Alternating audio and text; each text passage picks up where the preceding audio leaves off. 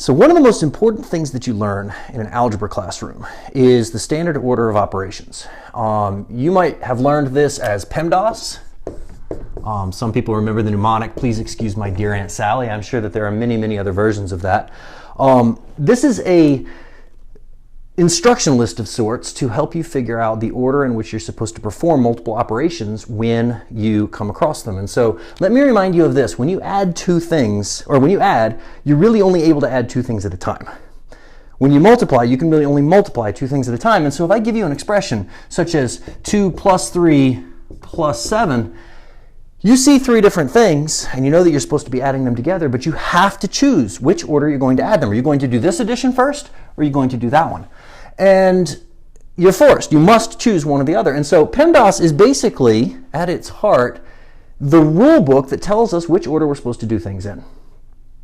Similarly, we need a set of instructions to tell us how to evaluate the order for multiplication. If I give you something like a 5 times a 3 times a 7, you need to know, are you supposed to multiply the 5 by the 3 first or the 3 by the 7 first before you perform the other operation. So, as you guys probably already know, PEMDAS is basically just a mnemonic, and what it means is parentheses, or what it stands for is parentheses, exponents, multiplication, division, addition, and then subtraction.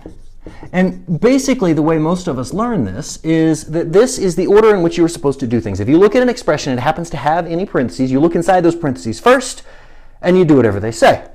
If there are no parentheses, then you look to see if there are any exponents, in which case you would evaluate those. If there are no exponents, you would look at the multiplications, the divisions, the additions, and the subtractions. However, there is one problem with this that a lot of students do not get the first time through. One of the most frustrating things that tends to trip students up in early algebra is that PEMDAS shouldn't really be written this way. You really should be writing PEMDAS with parentheses around the multiplication and addition, and then around, the multiplication and division, and then around the addition and subtraction. Because when you apply the rules of PEMDAS to determine the order of operations, when you get to that multiplication level, you're actually supposed to be doing your multiplications and your divisions at the same time, working from left to right.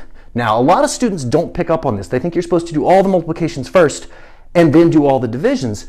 But that actually gets you into a lot of trouble. So let's look at an example such as this one. If I gave you 10 divided by 2 times 3, here I have a division and a multiplication. And if you don't think of this as multiplication and division at the same level, working from left to right, you would read that, you would multiply the 2 times the 3 to get a 6, and this would end up being a 10 divided by 6. The correct way to interpret this, however, is to do the division first. You're supposed to take the 10, divide it by the 2 to get a 5, and then multiply that by a 3. So this thing should be equal to 15.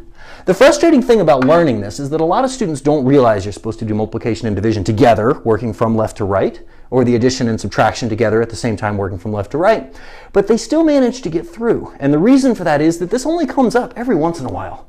This is only going to rear its ugly head every 15 or 20 problems in your homework set, and so you miss every 15th or 20th problem and don't know why. And so students manage to make it way beyond algebra, still making this mistake, not understanding why it is that every once in a while they just don't get it right. And this is it. It's because of the fact that they're not getting their multiplication and division at the same level, working from left to right. Now, that being said, PEMDAS, as I always teach it, is much, much more important than just giving us the information about the order in which to do our calculations. And so here's what I mean by that. When we have an algebraic expression, some large clump of symbols, some variables, some numbers perhaps, such as this one, 2x plus 5 divided by 7. PEMDAS tells us that we are supposed to look at the numerator first, and we're supposed to try to evaluate it. And in particular, it would then tell us that once we're looking at that numerator, we're supposed to perform this multiplication right here. Now, there's a variable in this particular expression here, so we can't actually multiply, but that would be the first thing that we would do if we had a number for x. So if you asked me to evaluate this thing, I would plug in the number for x. I would first multiply by 2, and then I would add 5, and then I would divide by 7. That structure does give you instructions about the order you're supposed to do your operations, but almost as important, if not even more important, it tells you what sort of object you are dealing with.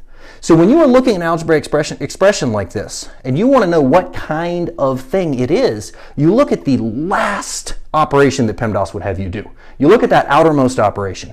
That tells you what kind of object it is. This expression, for example, is a quotient. It is a fraction of two objects, one of which looks like a 2x plus 5, the other one is a 7.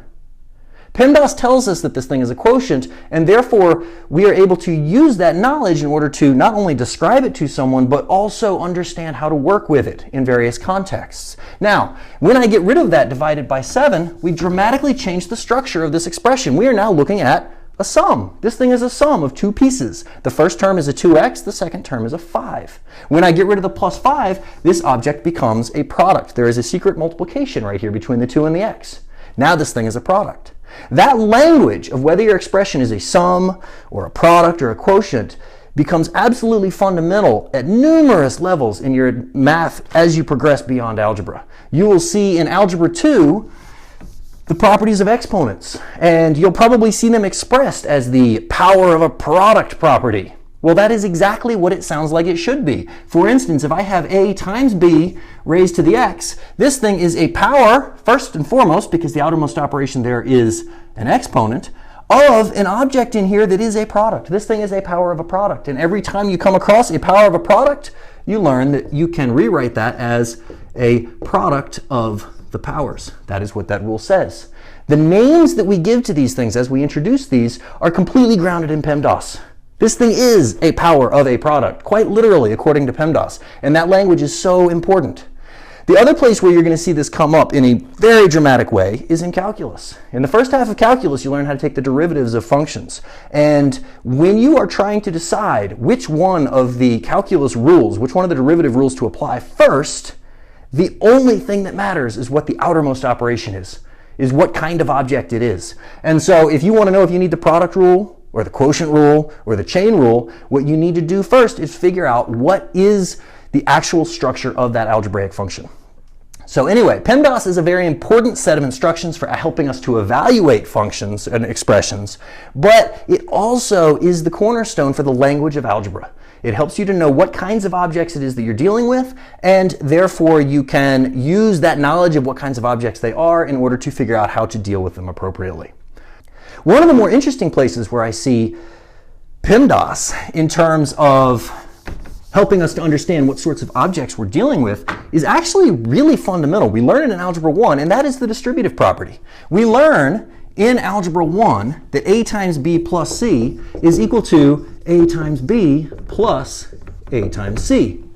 And the funny thing about this is that the first time you learn it, almost everyone learns that if you have an object like this, you're allowed to rewrite it like that.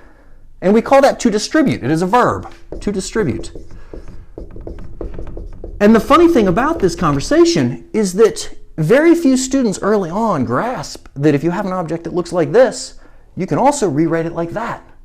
We have a name for that too. Moving in that direction, going from the right-hand side of this equation to the left-hand side of the distributive property, is what we call factoring.